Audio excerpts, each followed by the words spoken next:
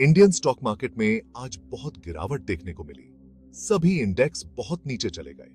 Investors को हर तरफ नुकसान ही नुकसान दिखा, क्योंकि अलग-अलग सेक्टर्स के शेयरों की कीमतें गिर गईं, जिससे मार्केट कैपिटलाइजेशन में भारी गिरावट आई। अचानक और तेज गिरावट ने मार्केट में चिंता और अनिश्चितता पैदा कर दी है। यह गिरावट कई नेगेटिव कारणों का नतीजा है, ग्लोबल और डोमेस्टिक दोनों, जो इक्विटीज के लिए एक चुनौतीपूर्ण माहौल बना रहे हैं।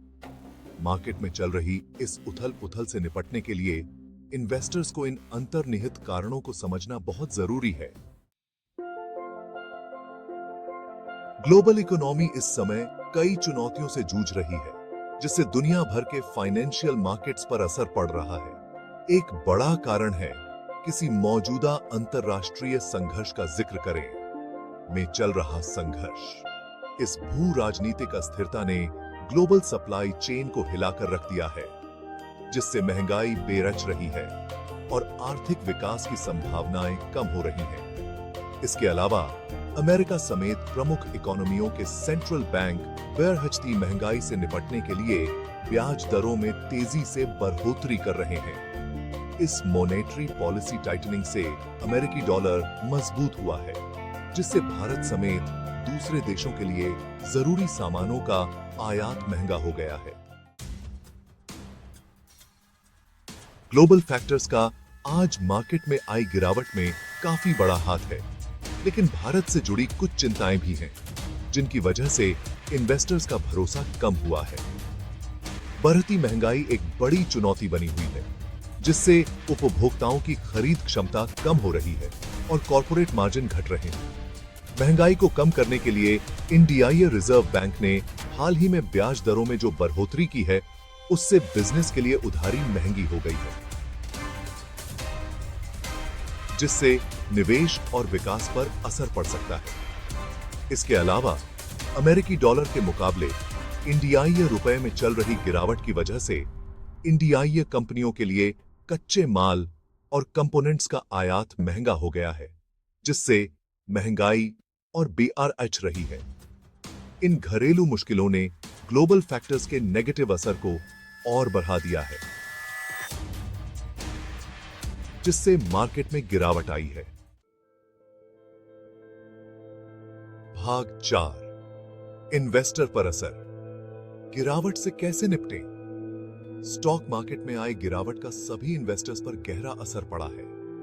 जिन लोगों ने अपने पोर्टफोलियो का एक बड़ा हिस्सा इक्विटीज में लगाया हुआ है, उनकी संपत्ति में काफी कमी आई है।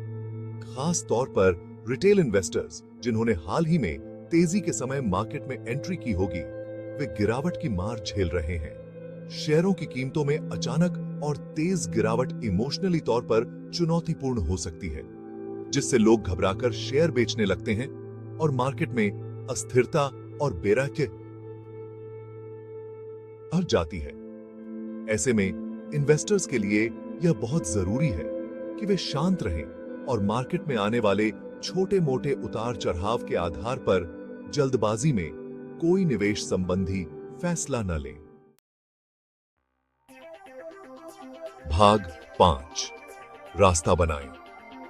इन्वेस्टर्स को क्या करना चाहिए? मार्केट में उथल-पुथल के समय अनुशासित रहना और लंबी अवधि का नजरिया अपनाना जरूरी है। घबराकर शेयर बेचने से नुकसान होता है। इन्वेस्टर्स को इन तरीकों पर ध्यान देना चाहिए। पहला, अपने पोर्टफोलियो की समीक्षा करें।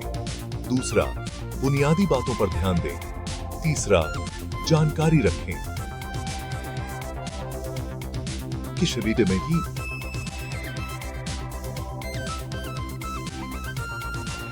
प्रोफेशनल सलाह लें।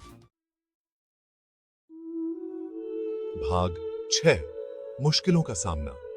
आगे क्या होने वाला है?